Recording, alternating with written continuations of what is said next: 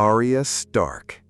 She was born a daughter of Winterfell, but the world taught her that mercy is buried first. She watched her father kneel before a crowd while a city celebrated his death. She saw her family torn apart, piece by piece, until grief became the only thing she carried. The little girl who chased cats through castle halls disappeared, and something colder took her place, a wolf with human eyes. From the blood-soaked roads of Westeros to the black halls of Harrenhal, from nights hiding among corpses to the silent waters of Braavos, Arya learned one truth: the world does not remember the weak. So she trained her hands until they stopped trembling, and she trained her heart until it stopped feeling. Every night she whispered the names, not like prayers, but like promises. Names of kings, soldiers, traitors, and monsters hiding behind crowns. The many-faced god gave her new faces, new voices, and new ways to kill. But behind every mask, she was still a Stark, still the little wolf hunting through the dark. And when Arya finally returned home, she did not return as a child searching for safety. She returned as judgment, quiet, patient, and merciless, because revenge had kept her alive for too long to let it die. And somewhere inside the silence of Winterfell, the list was still breathing. But the most terrifying truth was not the names Arya killed, it was what she killed inside herself.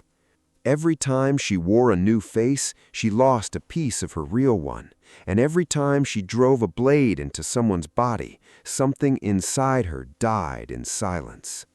People saw an assassin, a legend, a ghost moving through the night, but no one saw the little girl who was once afraid to sleep alone. No one saw how loneliness was slowly devouring her, because revenge does not bring back the dead. It only keeps the living from resting. And that is why, even after the list was nearly finished, Arya still found no peace.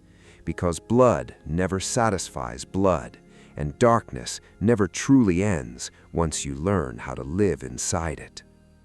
When Arya stood again in Winterfell, surrounded by her family, everyone had changed. Jon was no longer the boy she once knew. Sansa was no longer the fragile sister, and Bran had become something beyond human. Even the castle itself no longer felt like home. Wars leave walls standing, but steal the souls that once lived between them. And after everything she survived, Arya understood one thing: she no longer belonged anywhere.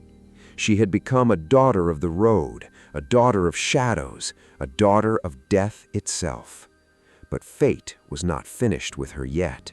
When the long night arrived, and the Night King came with it, the entire world froze in fear. Armies fell, fire faded, and death walked across the snow like an unstoppable god. Everyone believed the end had come, but they forgot something important. Death itself had been chasing a girl for years, a girl who learned how to become no one, how to move without sound, and how to strike before the world could notice. And in the moment when darkness was swallowing everything, Arya Stark leapt forward, not as a noble daughter of Winterfell, but as the weapons suffering had forged. And within a single second, the Night King fell, and with him, the entire army of the dead collapsed into silence. The world celebrated her as a hero, but heroes never survive without scars. Because even after saving the world, Arya could not save herself from the memories. She still heard the screams, saw the faces, and felt the cold blood on her hands. Because a person can kill their enemies, but they can never kill their past. And so, when peace finally returned, Arya chose to leave. Not to run away, but because some souls can never be contained by maps. People asked her, "Where will you go?" But Arya was not searching for a place. She was searching for something she lost long ago: herself. Ever since her father died, she had lived like a blade, sharp, cold, and silent. But beneath all of it, there was still a little girl who wanted to know what the world looked like beyond blood and war. So she sailed west of Westeros, towards the unknown, towards a sea no one had ever returned from. And perhaps for the first time in her life, she was no longer chasing names on a list. She was searching for freedom. The freedom to live without fear, without hatred, and without sleeping beside tomorrow's death. Arya Stark was never just an assassin. She was proof of what pain can do to a human soul, how grief can transform an innocent child into a legend feared by kings. But she was also proof that even after all the darkness a person survives, they can still choose a different path.